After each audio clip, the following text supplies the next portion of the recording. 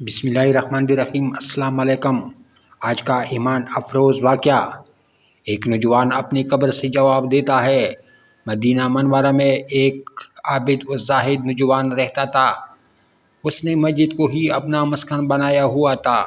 اکثر مسجد میں ہی رہتا تھا تاکہ صحابہ کرام رضوان اللہ علیہم اجمعین کی زبان سے تازہ تازہ احادیث سماعت نصیب ہو۔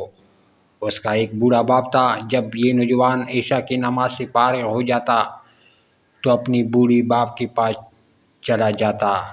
راستہ میں ایک عورت کا گھر پڑتا تھا۔ وہ عورت اس نوجوان پر فریفتہ ہو گئی۔ ایک دن وہ نوجوان وہاں سے گزرا تو وہ عورت اس کو بار بار بہکانے لگی، حتیٰ کہ وہ نوجوان اس کے پیچھے لگ گیا۔ جب اس کے گھر میں داخل ہونے لگا تو اسے اللہ تعالیٰ کا یہ فرمان یاد آ گیا،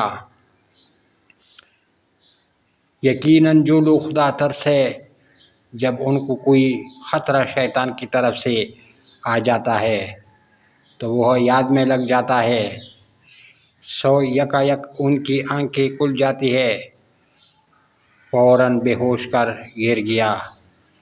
اسی حالت میں اس کو اس کے والد کے پاس لے جایا گیا۔ نوجوان اسی حالت بے ہوشی میں رہا حتیٰ کہ رات کا تہائی حصہ گزر گیا۔ پھر جب اسے ہوش آیا تو اس کے باپ نے پوچھا کہ کیا ہوا تھا۔ اس نوجوان نے سارا واقعہ کہہ سنایا۔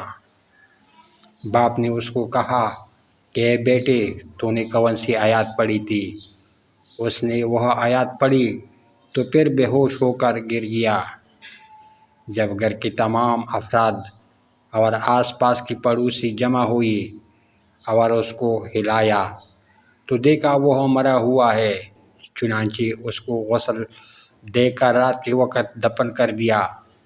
صبح ہوئی تو حضرت عمر رضی اللہ عنہ کو اس واقعہ کی خبر پہنچی تو اس نوجوان کے باپ کے پاس آئے، تعزیت کی، پھر اس نوجوان کی قبر پر تشریف لے گئے اور چلا کر کہا کہ اے فلانا، جو شخص اپنے رب کے سامنے کھڑے ہونے سے ڈرتا ہے اس کے لیے 2 باغ ہے۔